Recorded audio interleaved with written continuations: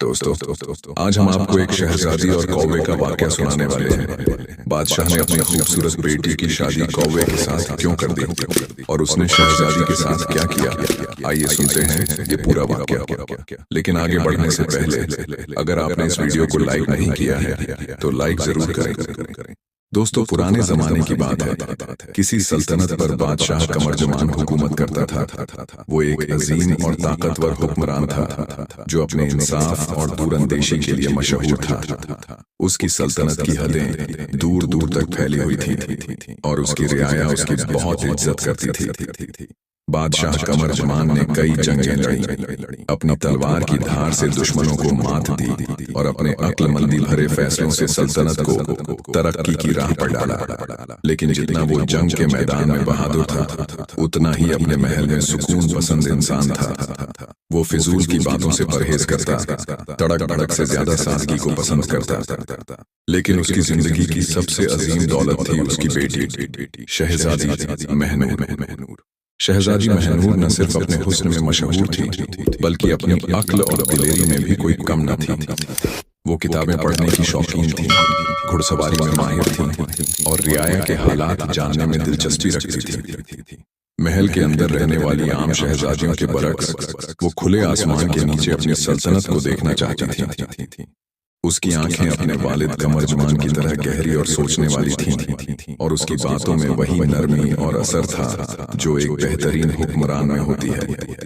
महनूर बचपन से ही अपने वालिद के साथ बैठकर उनकी बातों को गौर से सुनती और समझती थी। वो चाहती थी कि जब बड़ी होकर उसे जिम्मेदारी मिले तो वो भी अपने वालिद की तरह इंसाफ करने वाली बने।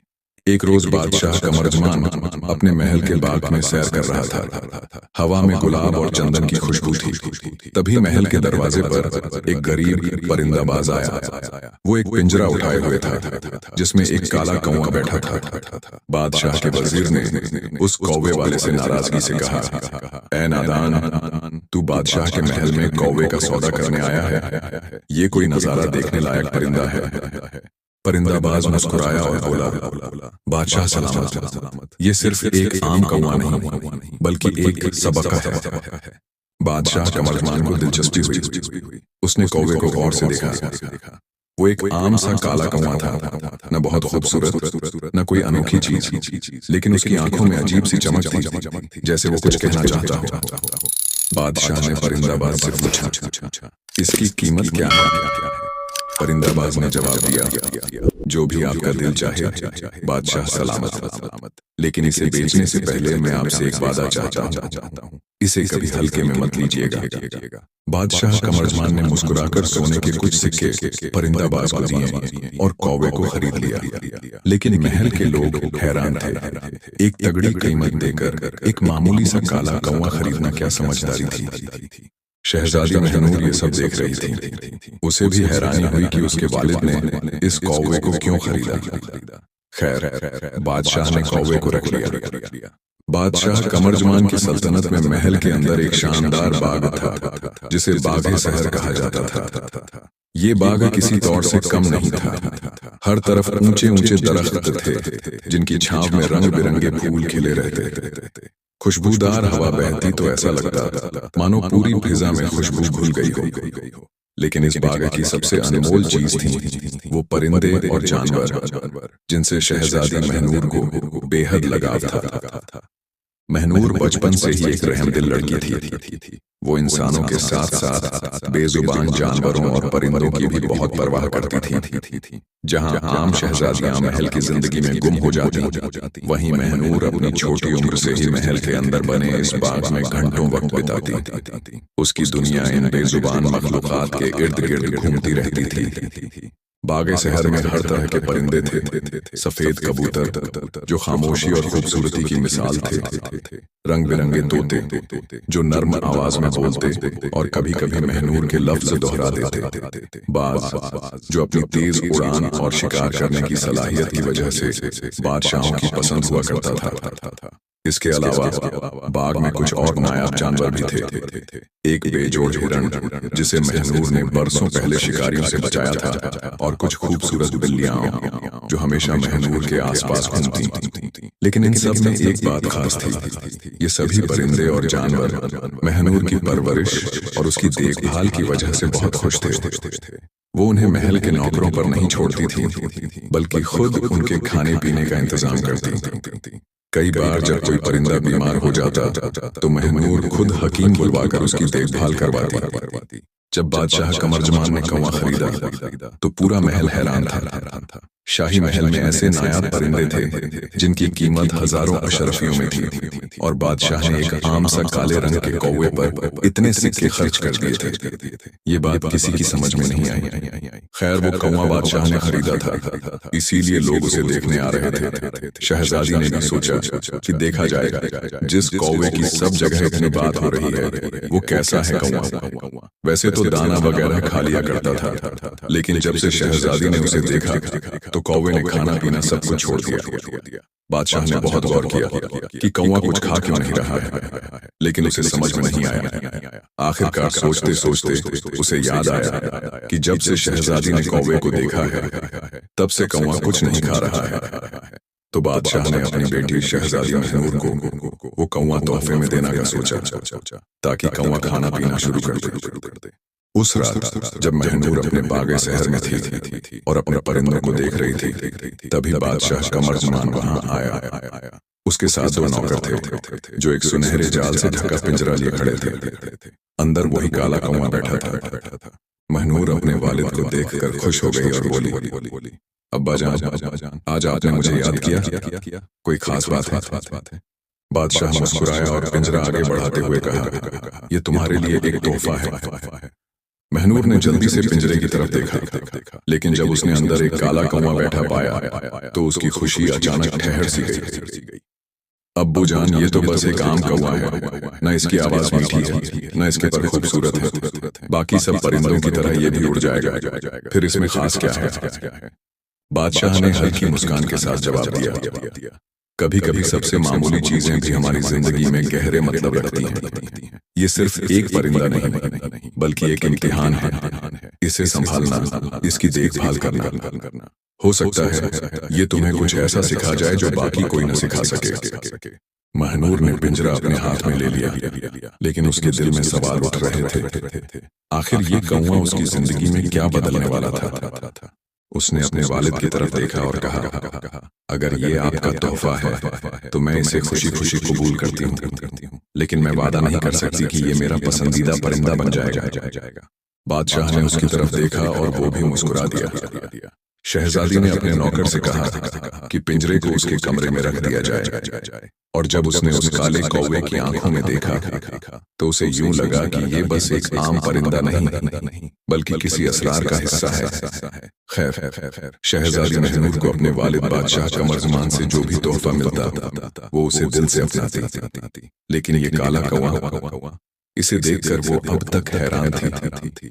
महल के बाग में रंग बिरंगे नायाब परिंदों के बीच ये सादा काले रंग का मामूली सा परिंदा बिल्कुल अलग महसूस होता था। न इसकी कोई खास खूबसूरती थी, न इसकी आवाज मीठी थी, और न ही इसमें कोई ऐसी बात थी जो इसे महनूर के बाकी पसंदीदा परिंदों के बराबर खड़ा कर सके। फिर भी ये उसके अब्बू का दिया हुआ तोहफा था, वो इसे नजरअंदाज नहीं कर सकती थी। एक दिन सुबह के वक्त जब सूरज की हल्की रोशनी बागे शहर में फैल रही थी, महनूर अपने बिस्तर से उठी और सीधे उस पिंजरे के पास गई जिसमें कौवा बैठा था। वो अब भी चुपचाप था, अपनी काली आंखों से उसे देख रहा था, जैसे वो शहजादी को समझने की कोशिश कर रहा हो। शहजादी ने धीरे से पिंजरे का दरवाजा खोला। जा, उड़ जा, तुझे जो आजादी चाहिए वो ले। महनूर ने हल्के से कहा, लेकिन कौवे ने पंख नहीं फड़फड़ाए। उसने सिर्फ गर्दन घुमाकर महनूर को देखा और अपनी जगह बैठा रहा। महनूर ने हैरानी से उसे देखा। अजीब परिंदा है, तुझे आजादी मिल रही है और फिर भी तू उड़ नहीं रहा।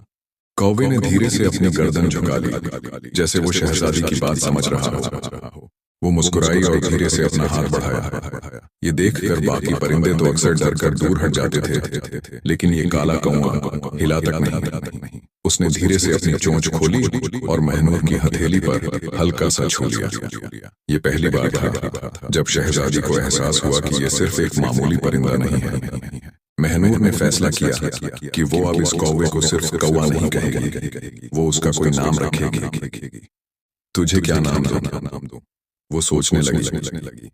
महल की सभी बिल्लियों, घोड़ों और बाजों के नाम थे, तो फिर ये कौवा बेनाम क्यों रहे? वो उसकी काली आंखों में झांकती रही। फिर अचानक उसके जहन में एक नाम आया, कालू।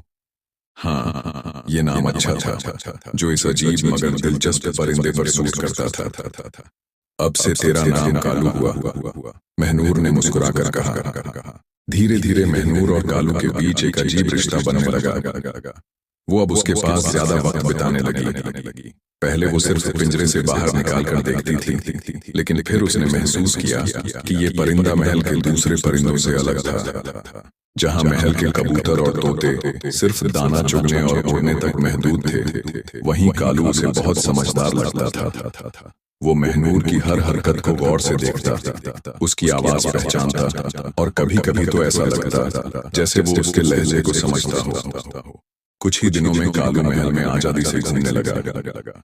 जब महनूर अपने पसंदीदा बाग में जाती तो वो कंधे पर आकर बैठ जाता। अगर वो कहीं दूर जाने लगती तो कालू उसकी तरफ देखकर हल्की सी आवाज निकालता, जैसे पूछ रहा हो, तू मुझे छोड़कर कहाँ जा रही है?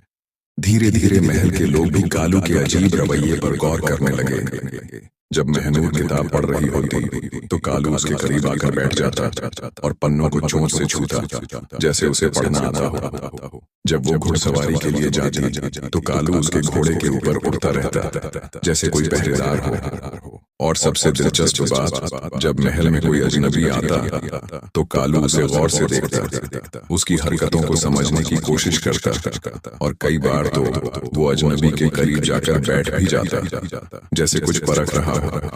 अब महल में सभी को लगने लगा था कि ये कोई आम कौवा नहीं है। महनूर अब कालू से इस कदर घुल मिल गई थी कि वो उसके बिना नहीं रहती थी। वो अब उसके साथ महल के बाग में घूमती, अपने दिल की बातें उससे कहती, और कभी कभी उससे मजाक भी करती। कभी सोचा नहीं था कि मैं एक कौवे से दोस्ती करूंगी, महनूर हंसते हुए कहती। लेकिन कालू, तेरा अंदाज बाकियों से अलग है। कालू ने अपनी चमकदार काली आंखों से महनूर की तरफ देखा और हल्की सी आवाज निकाली, का। महनूर को लगा जैसे वो जवाब दे रहा हो, लेकिन उसे क्या पता था कि यह मामूली सा दिखने वाला कौवा उसकी जिंदगी में एक बहुत बड़ा बदलाव लाने वाला था। क्योंकि शहजादी की एक कनीज थी जिसका नाम नंचा था। उसके बाल काफी बड़े बड़े थे। वो बाग में साफ सफाई का काम करती थी। महल के बागे शहर में जब भी नंचा अपने लंबे घने बाल खोलती तो कालू वहीं कहीं आसपास मंडराने लगता। वो बाकी परिंदों से अलग था, न डरता न हिचकिचाता। जैसे ही नंचा अपने बालों को झटकारती, कालू उड़कर कभी उसके कंधे पर बैठ जाता, कभी उसकी लटों को चोंच से हल्के से पकड़ता, कभी उनके बीच खेलता और फिर फुर्र से उड़ जाता। नंचा पहले तो इसे मजाक समझकर हंसती थी, लेकिन धीरे धीरे उसे ये अजीब लगने लगा। वो सोचती, ये कौवा मुझसे क्या चाहता है? वो कभी कभी कहती और महल की दूसरी कनीजें हंस पड़ती।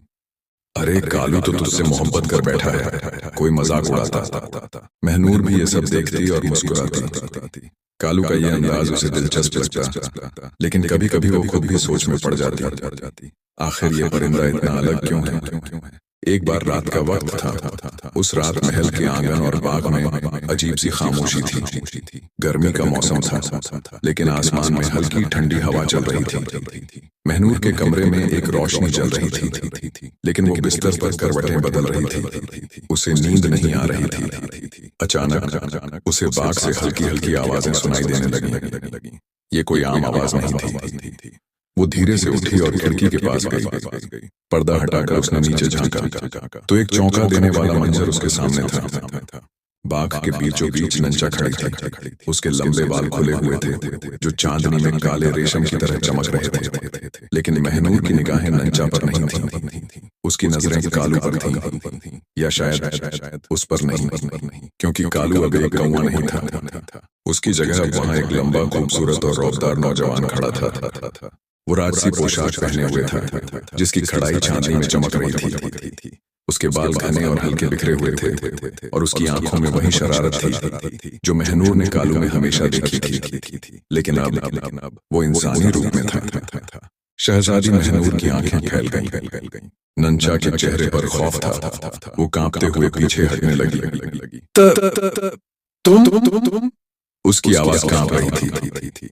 कालू ने हल्का सा सिर झुकाया और शरारत भरी मुस्कान के साथ कहा, क्या हुआ नंचा, इतना डर क्यों रही हो? तुम कौन हो? नंचा ने हड़बड़ा कर कहा। कालू ने हंसकर जवाब दिया, अभी तक तो मैं तुम्हारा प्यारा कालू था, लेकिन लगता है तुम्हें मेरा इंसानी रूप पसंद नहीं आया। नंचा का मुंह खुला का खुला रह गया। लेकिन तुम तो हाँ, मैं वही काला कौवा हूं जो तुम्हारे बालों के पीछे पागल था। कालू ने हंसते हुए कहा, पर अब देखो, मैं सिर्फ एक परिंदा नहीं हूं, मैं वो हूं जो इंसानों की तरह हंस सकता है, बातें कर सकता है, और हाँ, शरारतें भी कर सकता है। नंचा का दिल जोर से धड़कने लगा। उसे समझ नहीं आ रहा था कि वो क्या करे। तुमने ये सब क्यों किया? कालू ने मुस्कुरा कर कहा, मजाक था नंचा, एक छोटी सी शरारत। मैं एक कैदी नहीं हूँ, मैं भेष बदलना जानता हूँ। मैं बस तुम्हारे लंबे बालों से बहुत लगाव महसूस करता था, और मुझे सोचना पड़ा, अगर मैं इंसान होता तो क्या तुम मुझसे इतनी ही जल्दी भागती? नंचा अब भी घबराई हुई थी।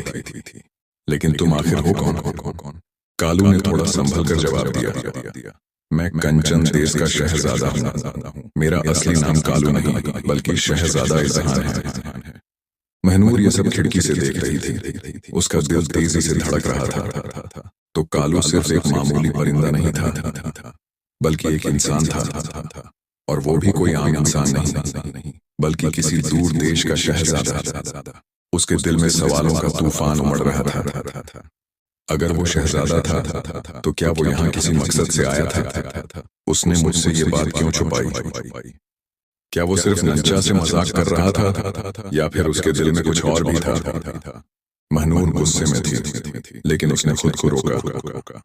नहीं, मैं अभी कुछ नहीं कहूंगी। मैं पहले देखूंगी कि ये शख्स कौन है और वो यहाँ क्या कर रहा है।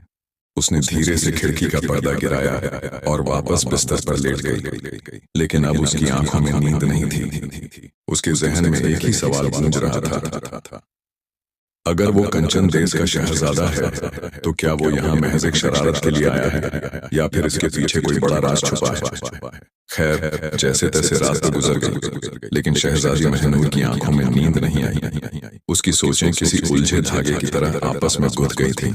वो बार बार रात का मंजर याद कर रही थी। वो कौवा, वो नौजवान, उसकी हंसी, नंचा का डर, और सबसे बढ़कर वो सच्चाई जिसे कालू ने मजाक में कह दिया था, वो कंचन देश का शहजादा था। सुबह महनूर बिस्तर से उठी। उसकी आंखें थकी हुई थी, लेकिन उसके चेहरे पर गुस्से की लकीरें थीं। उसने तुरंत अपनी सबसे करीबी कनीज को बुलाया और हुक्म दिया, नंचा को मेरे पास बुलाओ, अभी। कनीज जल्दी से बाहर निकल गई। दूसरी तरफ नंचा भी रात की बातों को लेकर परेशान थी। वो समझ नहीं पा रही थी कि वो जो कुछ देख चुकी है वो हकीकत थी या कोई ख्वाब। लेकिन जैसे ही एक कनीज भागती हुई उसके पास आई और कहा कि शहजादी ने बुलाया है, तो उसका दिल जोर से धड़क उठा। कहीं शहजादी को सब कुछ पता तो नहीं चल गया। उसके पांव भारी हो गए, लेकिन अब उसके पास कोई चारा नहीं था। वो धीरे धीरे शहजादी के कमरे की तरफ बढ़ी। जैसे ही नंचा कमरे में दाखिल हुई, महनूर की आंखें उस पर गड़ गईं। कमरे के अंदर तेज खुशबूदार अगरबत्तियां जल रही थीं, लेकिन उनके धुएं से ज्यादा तपिश महनूर की आंखों में थी। दरवाजा बंद करो, महनूर ने ठंडी आवाज में कहा। नंचा ने धीरे से दरवाजा बंद किया और खड़ी हो गई। अब बताओ, ये सब क्या था? नंचा ने सिर उठाकर महनूर की तरफ देखा। क्या मतलब शहजादी? महनूर की आंखों में गुस्से की एक और लहर दौड़ गई। मुझे बेवकूफ मत समझो नंचा, वो गुस्से से बोली। मैंने अपनी आंखों से सब कुछ देखा है। रात के अंधेरे में तुम बाग में खड़ी थी। तुम्हारे सामने वो लड़का था, जो लड़का असल में कालू था। नंचा के मुंह से हल्की चीख निकल गई, उसके होंठ कांपे। शहजादी, आप वहां थी? हाँ, मैं वहीं थी। और अब मैं तुमसे सच जानना चाहती हूँ। बताओ, ये सब क्या है? नंचा की आंखें भर आईं। उसने गहरी सांस ली और फिर सब कुछ बताने लगी। शहजादी, जो कुछ हुआ वो मेरी समझ से भी बाहर है। कालू कोई आम परिंदा नहीं है, वो कोई मामूली कौवा नहीं, वो एक इंसान है, बल्कि वो एक शहजादा है, कंचन देश का शहजादा इज़हान।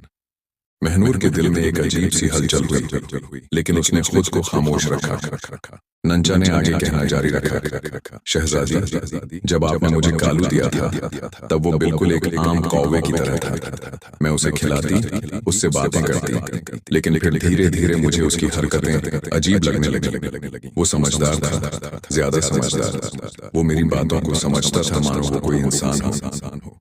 और कल रात? महनूर ने पूछा। नंचा ने सिर झुका लिया।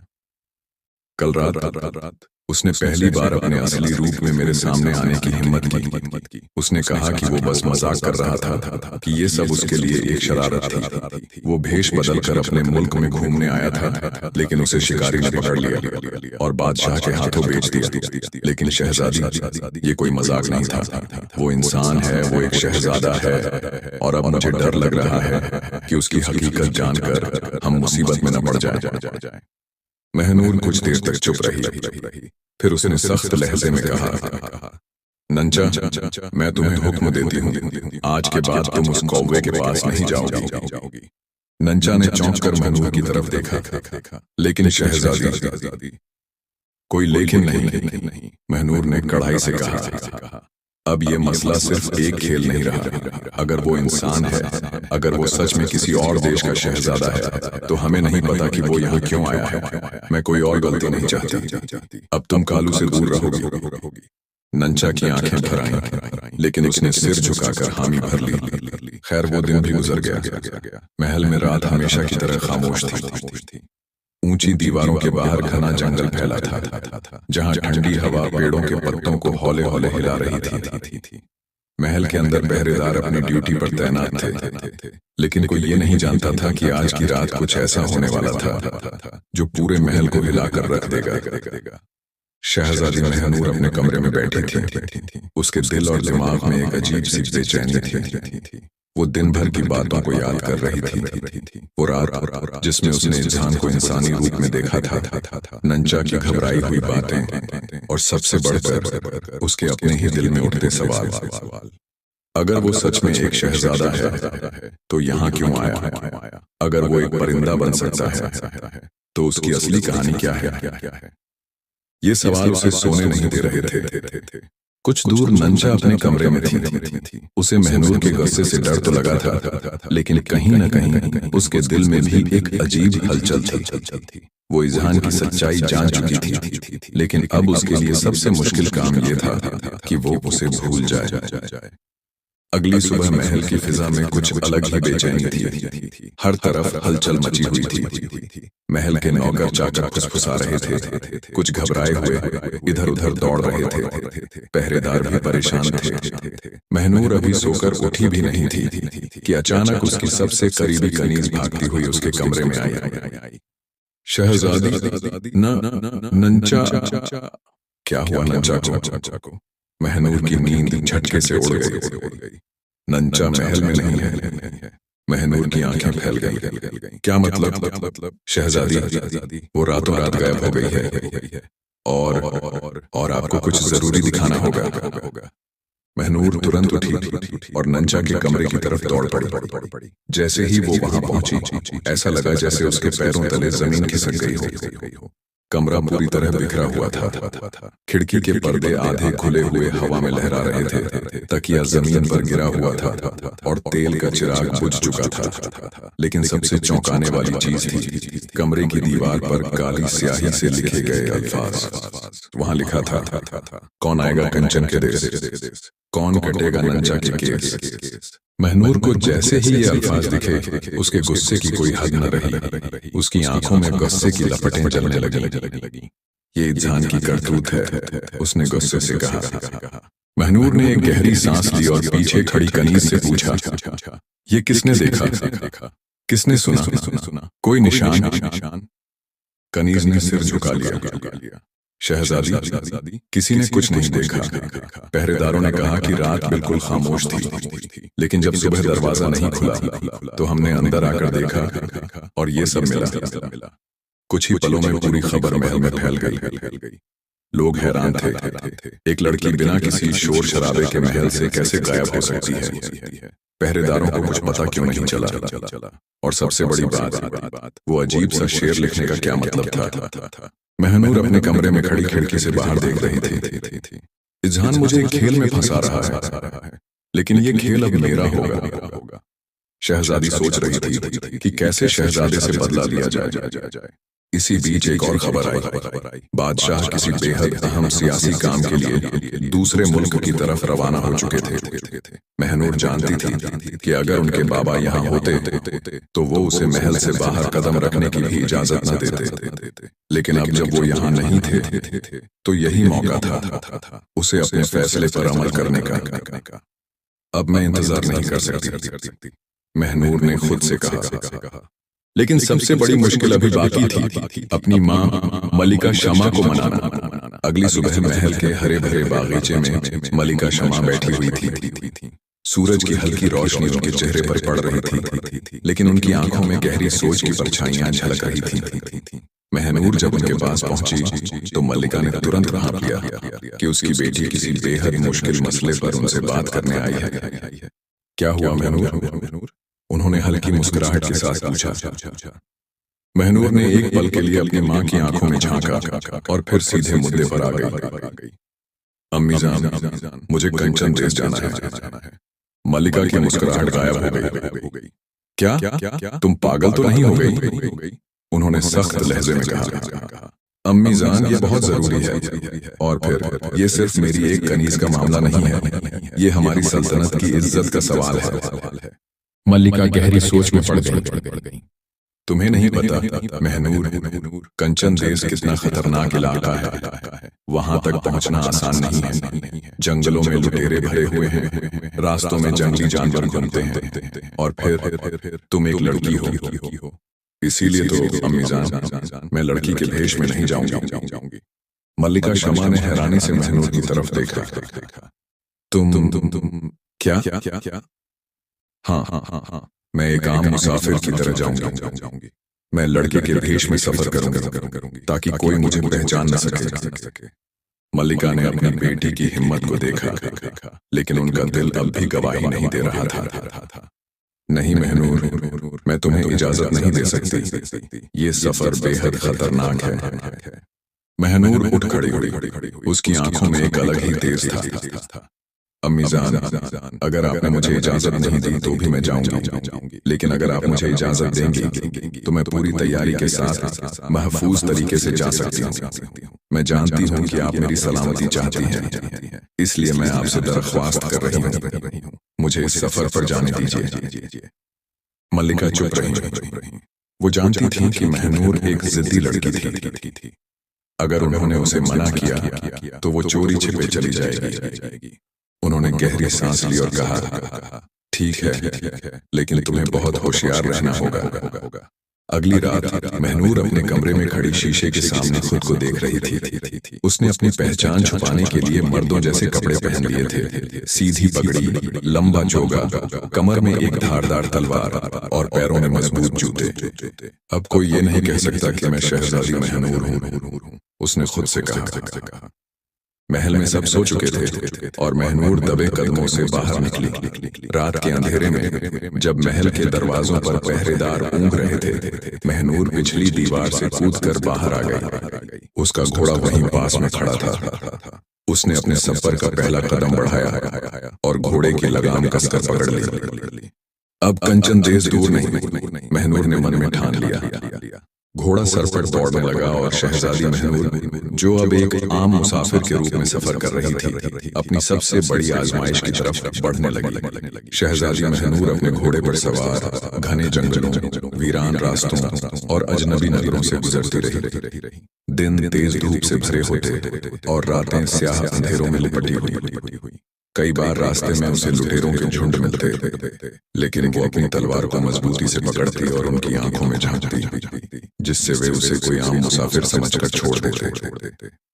सफर आसान नहीं था। कई बार वो भूखी प्यासी रात बिताती, कभी किसी सराय में रुकती तो कभी किसी छोटे गांव के मेहमान खाने में, लेकिन उसकी मंजिल सिर्फ एक थी, कंचन देश। रास्ते में उसने कई लोगों से इस पुरस्कार मुल्क के बारे में पूछा, लेकिन हर कोई या तो डरकर चुप हो जाता या फिर कहता कि कंचन देश का कोई रास्ता नहीं है।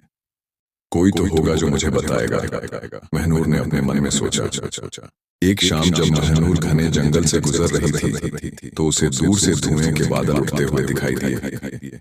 शायद कोई अलाव जल रहा था। जंगल के इस सुनसान हिस्से में ये बेहद अजीब बात थी। वो चौकन्ना होकर आगे बढ़ी और जैसे ही वहां पहुंची, उसने देखा एक बेहद बूढ़ा आदमी, जिनकी दाढ़ी सफेद हो चुकी थी और जिनकी झुकी हुई कमर उसकी उम्र की गवाही दे रही थी, अकेले बैठा आग ताप रहे थे। बूढ़े ने धीरे से सिर उठाया और उसकी तरफ देखा। उनकी आंखें इतनी गहरी थीं जैसे वो सदियों का राज समेटे बैठे हों। महनूर ने धीरे से पूछा, मैं एक मुल्क की तलाश में हूँ बाबा, कंचन देश। क्या आप जानते हैं कि वो कहाँ है? शहजादी ने उन बूढ़े को शहजादे के बारे में भी बताया, तो वो बूढ़े कहने लगे कि उस लड़के को मैंने ही भेष बदलने वाला राज सिखाया था। बूढ़े ने कुछ देर महनूर को ध्यान से देखा, फिर कहा, वहां पहुंचना बहुत मुश्किल है। महनूर ने जिद की, लेकिन बाबा, मुझे वहां जाना ही होगा। क्या आप जानते हैं कि वहां कैसे पहुंचा जा सकता है? बूढ़े ने अपनी लकड़ी की छड़ी जमीन पर टेकी और कहा, अगर तुम वाकई वहां तक पहुंचना चाहती हो तो एक बात याद रख, कंचन देश किसी आम नक्शे पर नहीं मिलता। वहां जाने का रास्ता खुद तलाश करने वाला ही जान सकता है। लेकिन ये कैसे मुमकिन है? महनूर ने पूछा। बूढ़े ने जंगल की गहरी राह की तरफ इशारा करते हुए कहा, इस रास्ते पर चलते जाओ। जब तुम्हें लगे कि आगे कोई रास्ता ही नहीं बचा, तब समझ लेना कि तुम मंजिल के करीब हो।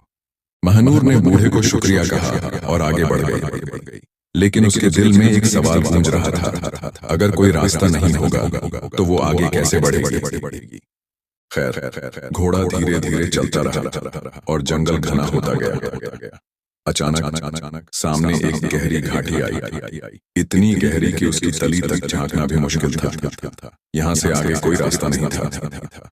महनूर ने बूढ़े के अल्फाज याद किए, जब लगे कि रास्ता खत्म हो गया तब समझ लेना कि मंजिल करीब है। उसने आसपास देखा, घाटी के दोनों तरफ ऊंची चट्टानें थीं, लेकिन जैसे ही उसने ध्यान से देखा, उसे चट्टानों के बीच पत्थरों की बनी एक पतली सीढ़ी दिखाई दी, जो घाटी की दूसरी तरफ जा रही थी। यही तो है रास्ता, महनूर ने दिल ही दिल में कहा और घोड़े से उतरकर होशियारी से उस रास्ते पर बढ़ने लगी। जैसे जैसे वो आगे बढ़ी, हवा ठंडी होती गई और दूर से सुनाई देने लगा बहते पानी और बजते घुंघरुओं की आवाज। अब वो कंचन देश में दाखिल हो गई थी। शहजादी महनूर ने जब कंचन देश की जमीन पर कदम रखा तो उसे पहली बार एहसास हुआ कि ये जगह बाकी तमाम मुल्कों से कितनी अलग थी। यहाँ की हवाएं हल्की मगर ठंडी थीं। हर गली में अलग तरह की रौनक थी और बाजारों में ऐसे सामान बिक रहे थे जो उसने पहले कभी नहीं देखे थे। लोग लंबी लंबी रेशमी पोशाकें पहने हुए थे और हर तरफ सुनहरी और चांदी जैसी चमक बिखरी हुई थी। ये शहर जितना खूबसूरत था उतना ही पुरस्कार भी, मगर ये सफर आसान नहीं था। यहाँ कोई उसे नहीं जानता था और उसे अपने बारे में किसी को कुछ बताना भी नहीं था। उसे खुद को एक आम मुसाफिर साबित करना था, इसलिए उसने अपना घोड़ा शहर के बाहर ही एक चरवाहे के पास छोड़ दिया और एक सराय की तलाश में बाजार की तरफ बढ़ी। चंद गलियां पार करने के बाद उसे एक सराय नजर आई। सराय पुराने मगर बड़ी थी और इसके बाहर कई मुसाफिर अपने सामान के साथ खड़े हुए थे। दरवाजे पर एक चौकीदार खड़ा था जो हर आने जाने वाले को ध्यान से देख रहा था। महनूर ने अंदर दाखिल होकर सराय के मालिक से कहा, मुझे कुछ दिनों के लिए यहाँ ठहरना है, क्या कोई कमरा मिल सकता है? सराय का मालिक एक मोटा सा आदमी था जो अपनी कुर्सी पर बैठा हुक्का पी रहा था। उसने अपनी छोटी आंखें उठाकर महनूर को देखा और बोला, अगर सिक्के हों तो यहाँ कमरा भी है और खाना भी। महनूर ने अपनी जेब से एक चांदी का सिक्का निकाला और उसकी मेज पर रख दिया। ठीक है, ऊपर की मंजिल पर जाओ, लेकिन एक बात याद रखना। सराय के मालिक ने धमकी देते हुए कहा, ये शहर तुम्हारे अपने शहरों जैसा नहीं है। यहाँ हर मुसाफिर की आंखों पर पहरेदारी होती है और महल के लोग जल्दी किसी अजनबी पर भरोसा नहीं करते। कोई भी गलती मत करना। महनूर ने सिर हिलाया और ऊपर की तरफ बढ़ गई। कमरा छोटा मगर आरामदायक था। यहाँ से उसकी असल जंग शुरू होने वाली थी। कमरे में सामान रखने के बाद महनूर ने सोचा कि उसे शहर की गलियों में घूमना चाहिए। अगर उसे नंचा और इम्तिहान के बारे में कुछ भी पता लगाना था तो सबसे पहले उसे इस मुल्क की जमीनी हकीकत को समझना था। वो सराय से बाहर निकली और बाजार की भीड़ भाड़ में खो गई। ये बाजार किसी और दुनिया का लग रहा था। हर तरफ सुनहरे पर्दों से ढकी दुकानें थीं, जिनमें से केसर, इलायची और गुलाल की भीनी खुशबू आ रही थी। सुनहरे और चांदी के जेवरों की दुकानें चमक रही थीं। घूमते घूमते वो एक सुंदर बाग में पहुंच गई।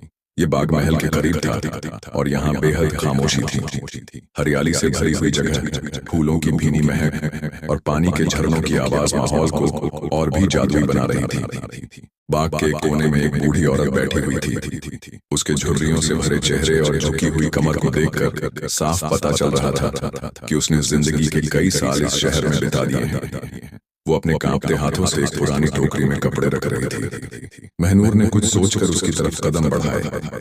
अम्मा, क्या मैं यहाँ बैठ सकती हूँ? बूढ़ी औरत ने धीरे से सिर उठाया और हल्के से मुस्कुराई।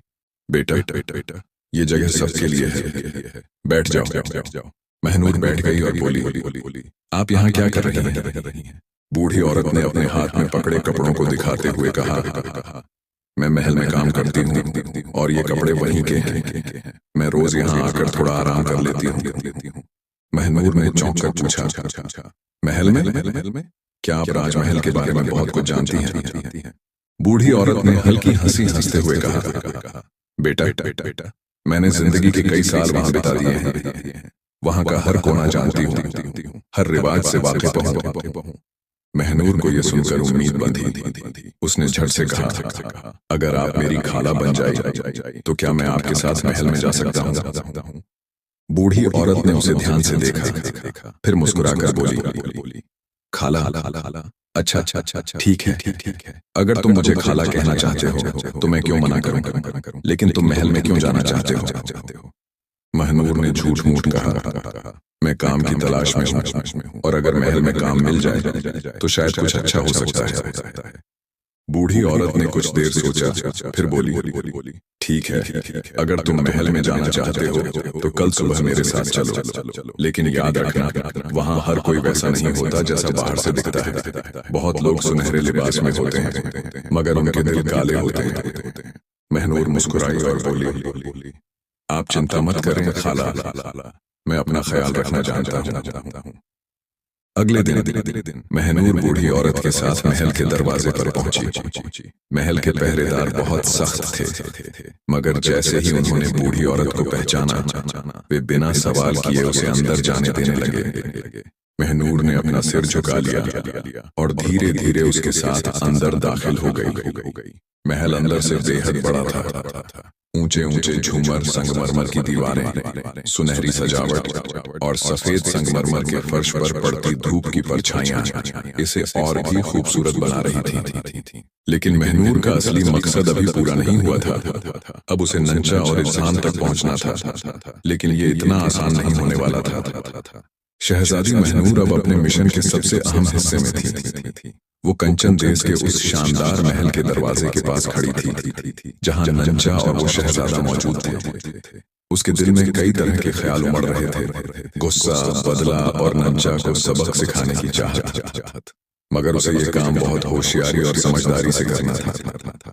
बूढ़ी औरत जिसे वो अब खाला कहने लगी थी, उसे लेकर महल के अंदर जाने वाली थी। लेकिन ऐन मौके पर महनूर को एक ख्याल आया।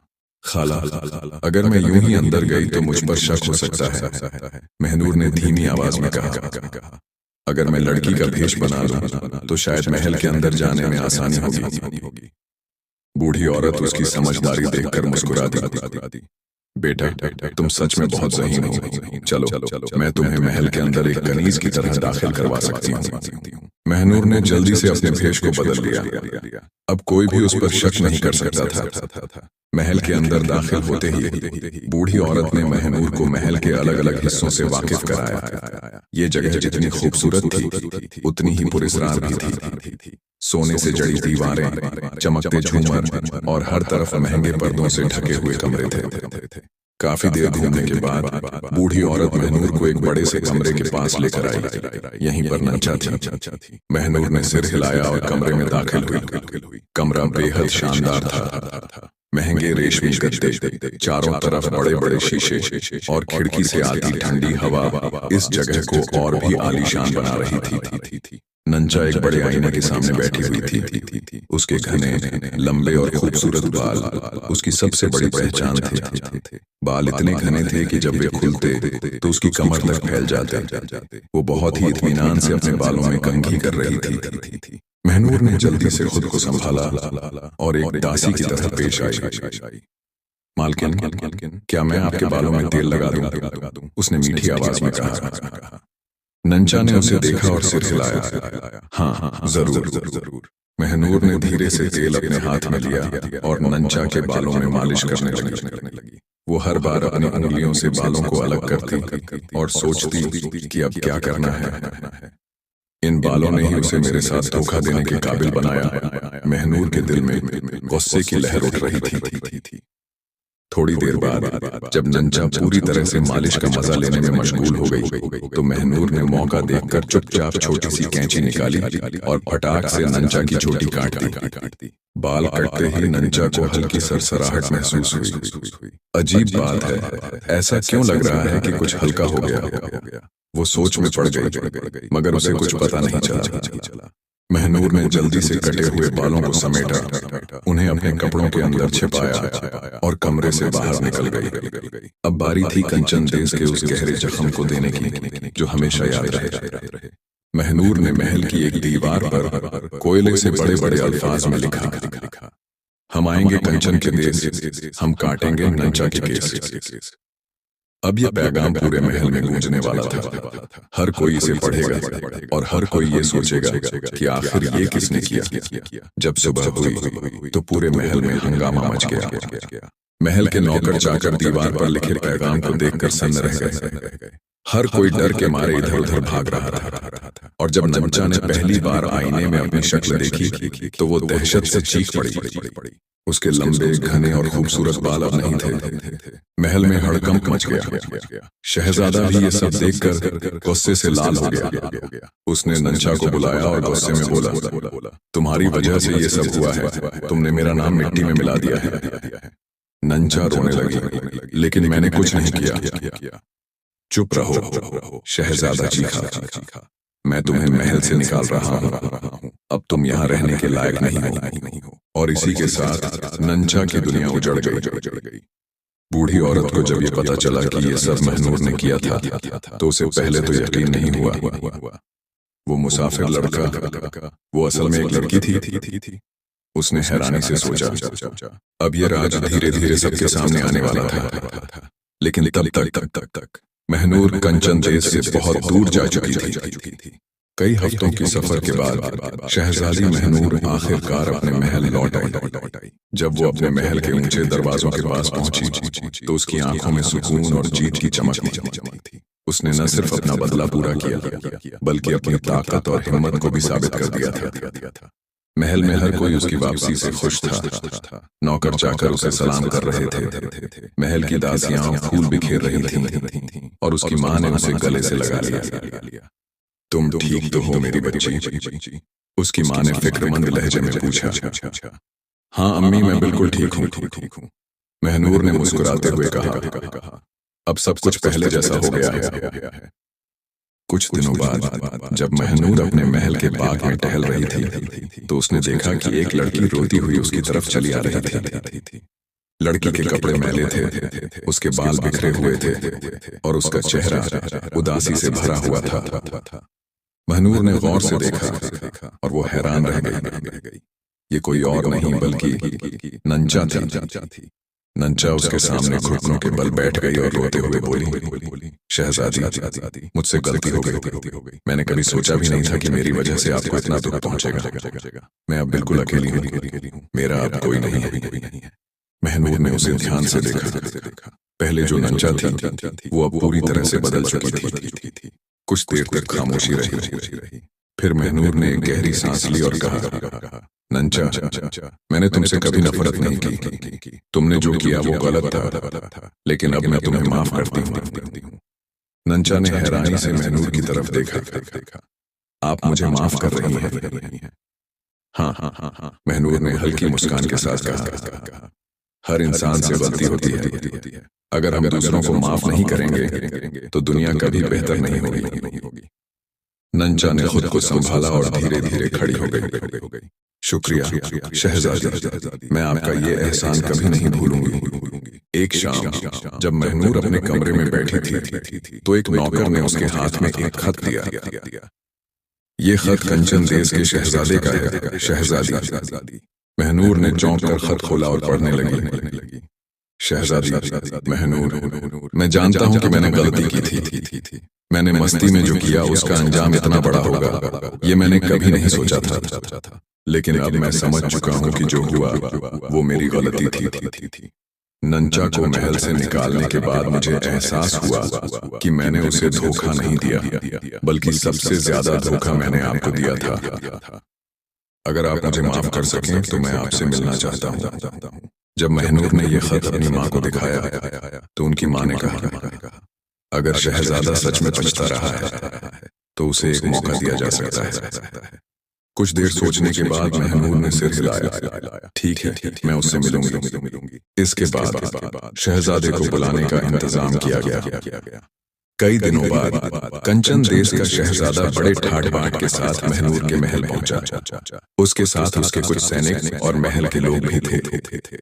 शहजादा जैसे ही दरबार में दाखिल हुआ उसने शहजादी को सलाम किया। शहजादी महनूर, मैं आपके सामने माफी मांगने आया हूँ। महनूर ने उसकी आंखों में देखा। उसे लग रहा था कि शहजादा अब सच में बदल चुका है। अगर तुमने दिल से माफी मांगी है तो मैं तुम्हें माफ करती हूँ, महनूर ने कहा। शहजादे ने राहत की सांस ली। मैंने आपके साथ जो किया मैं उसे सही नहीं ठहरा सकता, लेकिन मैं आपको ये भरोसा दिलाता हूँ कि मैं कभी दोबारा ऐसी गलती नहीं करूंगा। महनूर के माँ बाप ने देखा कि शहजादा दिल से शर्मिंदा है। अगर तुम दोनों एक दूसरे को समझ चुके हो और तुम्हारी नीयत सही है तो हम तुम्हारी शादी के लिए राजी हैं, महनूर के बाप ने ऐलान किया। शहजादा और महनूर दोनों ने एक दूसरे की तरफ देखा। अब उनके दिलों में कोई नफरत या बदले की कोशिश नहीं थी, बस एक नई शुरुआत की खुशी थी। कुछ हफ्तों बाद महल में शहजादी महनूर और शहजादा कंचन देश की शाही शादी हुई। पूरे शहर में जश्न मनाया गया। महल को फूलों से सजाया गया। मेहमानों के लिए शानदार दावत रखी गई और हर तरफ खुशी का माहौल था। शादी के बाद महनूर और शहजादा कंचन देश चले गए। अब वे दोनों सिर्फ मियाँ बीवी ही नहीं बल्कि एक दूसरे के सच्चे साथी और दोस्त भी बन गए थे। और इस तरह एक अनोखी कहानी का आखिर हुआ, मगर ये आखिर नहीं था बल्कि उन दोनों के एक नई शुरुआत थी। शहजादी की शादी उस शहजादे के साथ हो गई जो कौवा बनकर आया था। आज की वीडियो में इतना ही। वीडियो देखने के लिए शुक्रिया।